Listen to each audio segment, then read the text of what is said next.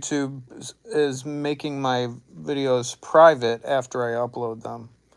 So basically, how it's working is once I'm done live, it will upload the video and make an HD copy of it. And then I go and do whatever I got to do. And that's that. I go on my way.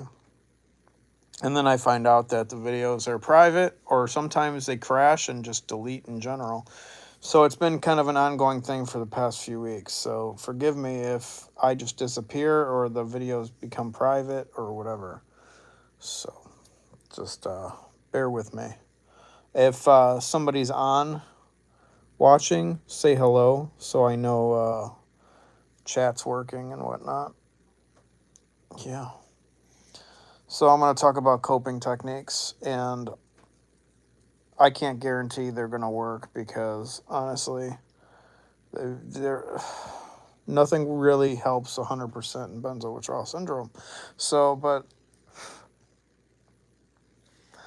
when I first got ripped off of benzos for 7 fucking half years ago,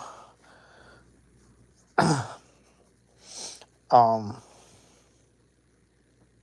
I had to learn a ton of coping techniques, a ton.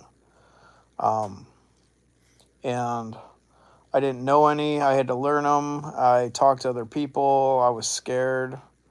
I guess I still am, but a lot of learning throughout the years.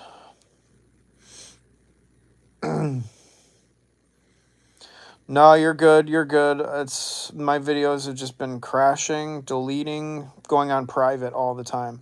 I guarantee after I'm done with this video, assuming it doesn't crash, it will go into private. I'm gonna have to come back and make it public because it's just been an ongoing YouTube problem for me for a little bit now. But I'll keep my eye on it. If I stop talking and the video stops, it just means it crashed, and there's not much I can do about it. But anyway, so here I am 7.5 years later, pretty much 7.5 years anyway. I don't know what it is exactly. It's like 7 years and 4 months or something off of benzos. Still tapering Remeron. God knows when I'll do that again. But been in a horrific setback. Had a lot of have had a lot of issues lately with it. So I am resorting to things to help myself with that I knew of, that I learned in the first few years being off of benzos. Nothing is foolproof. Nothing works that great, to be honest. Nothing's, it's kind of like with benzo withdrawal. You can have your great diet and do everything and you're still fucked up. But if you add those things on top of it, it's going to make it 100 times worse. So coping techniques is kind of like the same situation where I'm still in terrible shape, but if I didn't do these things, I'd probably be 5 or 10% worse. So even though I don't feel like I get any real effect from some of these things, I just do them anyway. And I could only imagine if I didn't. One, I mean, everything I'm going to say is stuff you've heard, but, hear me out.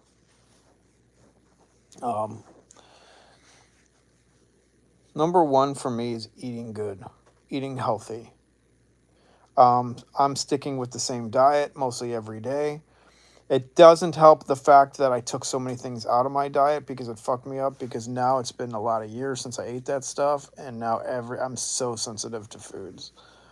But when I'm feeling better, I'm not as sensitive to food. So I'm assuming once I do get better, food I can kind of incorporate foods back in. But diet is certainly number one. That was a huge change. Like, it took me a good year and a half to realize that eating shitty was not making it any better. But I couldn't really tell because I was so sick. So, yeah, diet, key number one. Something I can't manage to do is keeping stress down. Keeping stress down the best you can. I've never been able to tackle that problem. Stress has always plagued me, no matter what I do and where I go.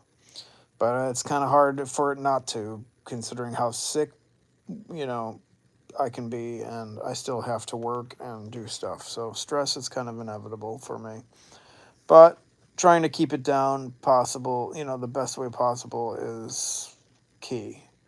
Anxiety, well, my anxiety is fucking off the rails right now. I'm in a setback. Eventually it'll go down as long as I keep the path I'm on, and hopefully it'll go away sooner than later, because I do know how to cope more now and how to deal with this a little better. Meditation. Meditation's huge for me. I'm not good at it. I've never been good at it. But if I didn't do it, I don't know what would happen. Like today, I tried to meditate. I couldn't. My body's just vibrating, and I couldn't do it. And there's a lot of times it won't work. But some days it just helps. And I think in general, closing your eyes and trying to relax, it's not going to hurt your nervous system, that's for sure. I mean, it's not going to hurt. So, doing breathing techniques, breathing in for 4 seconds, holding it for 2, breathing out for 6 or 8 or whatever, it helps. It helps.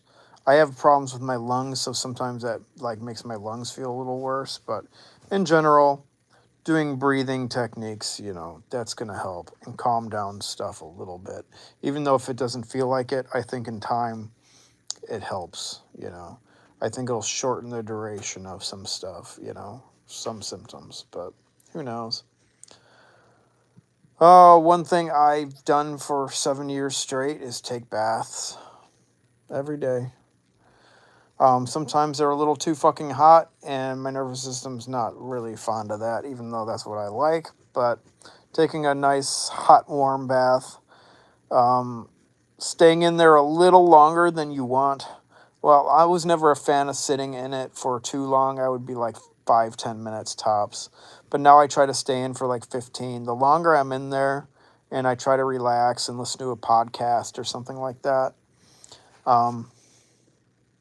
that helps.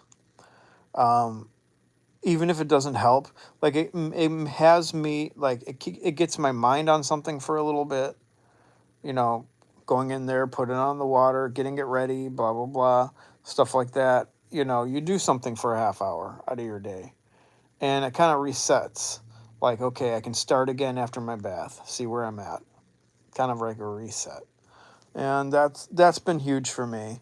I don't know if it helps, to be honest, but I can only imagine doing calming things help, I mean, geez. One of the things that helps me, because I have a lot of akathisia in my legs and stuff like that, when I lay down on the couch, I put my legs up on the back of the couch. And that kind of makes the blood, makes your heart slow down a little bit more. That helps. It doesn't thoroughly help the akathisia that much, but it slows down my heart rate enough for things to calm down a little bit more. It's really hard to tell, but sometimes I can tell. So it's just something that I've done and I continue to do. Yeah. One thing that helps me, just small percentages, is drinking really hot water. Filtered hot water. It helps with my anxiety a little bit, calms my guts, and stuff like that. Benzo belly stuff calms that a little bit. Not a lot, but I mean, seriously, any percentage is better than none. So that's what I got. I'm still tapering Remeron, so I mean, I'm going to be pretty fucked up for a long time. My nervous system's going to be pretty fucked up for a long time. So my coping techniques are only so good. And, go ahead, give them a go. Give me your techniques. Put them in the comments. I can use as many as I could use.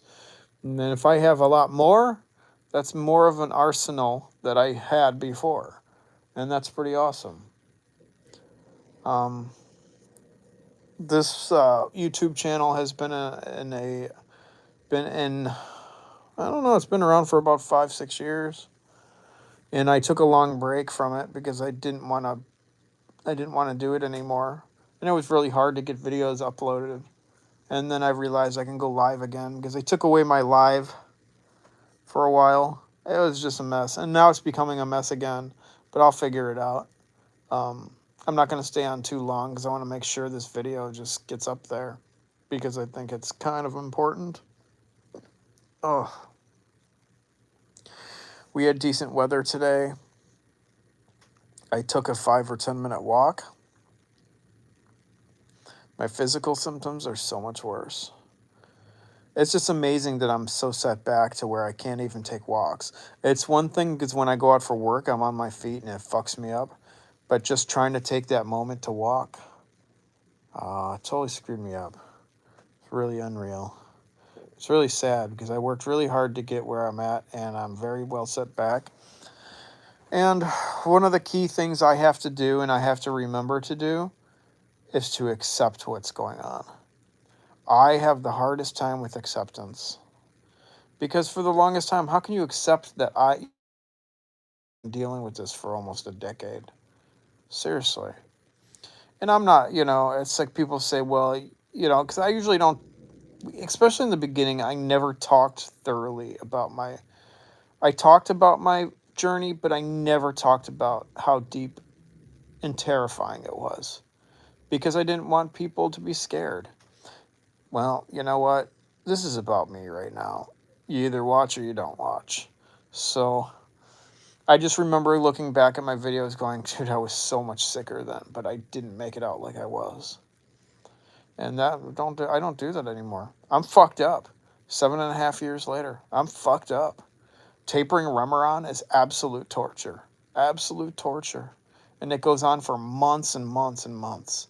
And if I do anything wrong like I did, then it's a severe setback. And then I have to rethink everything.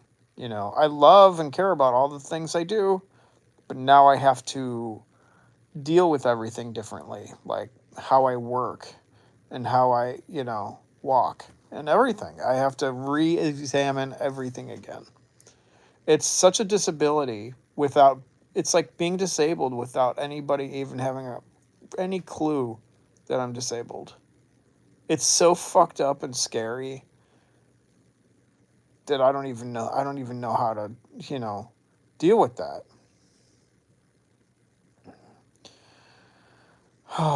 So, got my Christmas tree up and Christmas stuff. My girlfriend helped me. That was probably end of November. So that was pretty cool. I'm glad to have it up. And sometimes, like, I even to the point I bought a dimmer for the light on my Christmas tree just to dim it so it's not as bright. I mean, I have to do what I have to do to get through this. And if any little thing can help, do it. Do it. I'm looking for I found a Wi-Fi thing I can turn a light on with my phone. That's great. Now I don't have to get up. And I'm not saying I want to be lazy and not move my body, because I'll definitely have to do that because I work. But if there's things that can make life a little bit easier, yeah, I'm going to do it.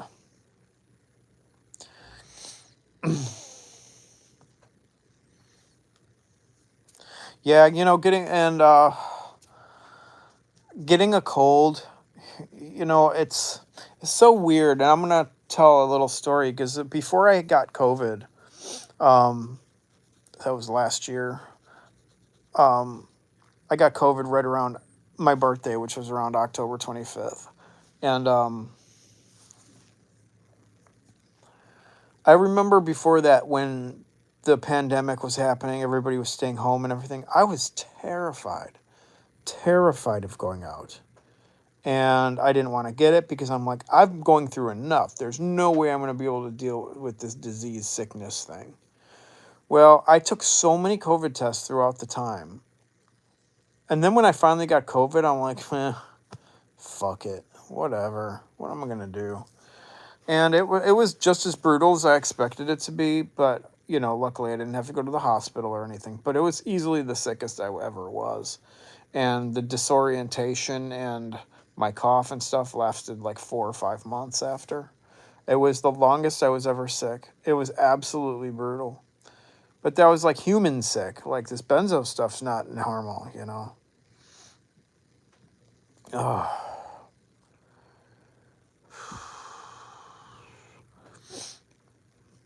But now I just had a cold like 2 months ago or a month and a half ago. I don't remember. But I barely even mentioned it because it's just now I'm getting used to just getting these things and having myself set back from it.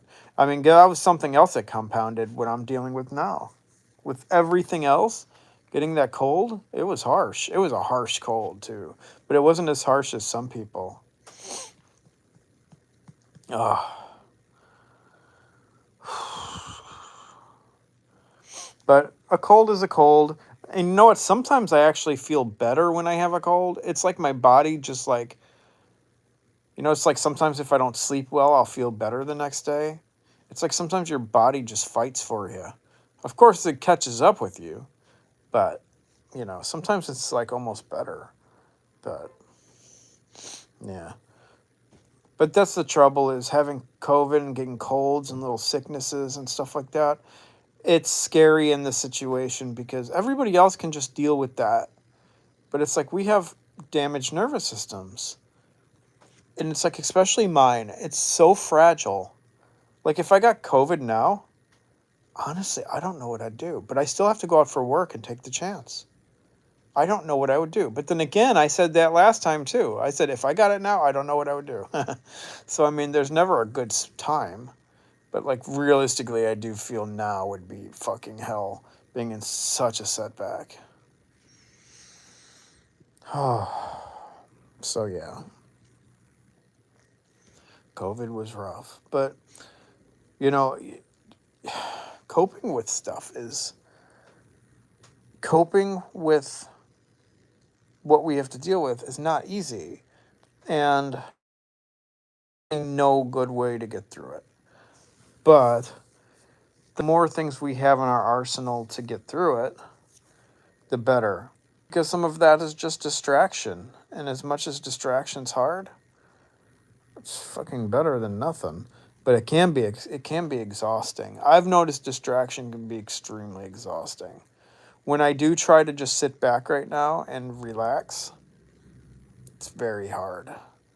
And that's why I know I'm super sensitive. Because before, like, I could relax a little more. It was never easy. So I never got to the point where I could just sit and relax and be okay with it. But now it's easily way worse. I am super tired, though. That never helps the symptoms.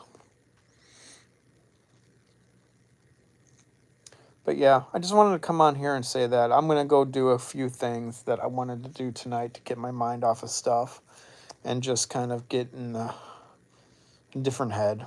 So I'm going to jump off here. It's going to upload normally. It might show as private for a little while. If it does, then it does, and I will switch it. Hopefully it doesn't delete, but I'll try to keep my phone on while it's uploading so it actually uploads properly.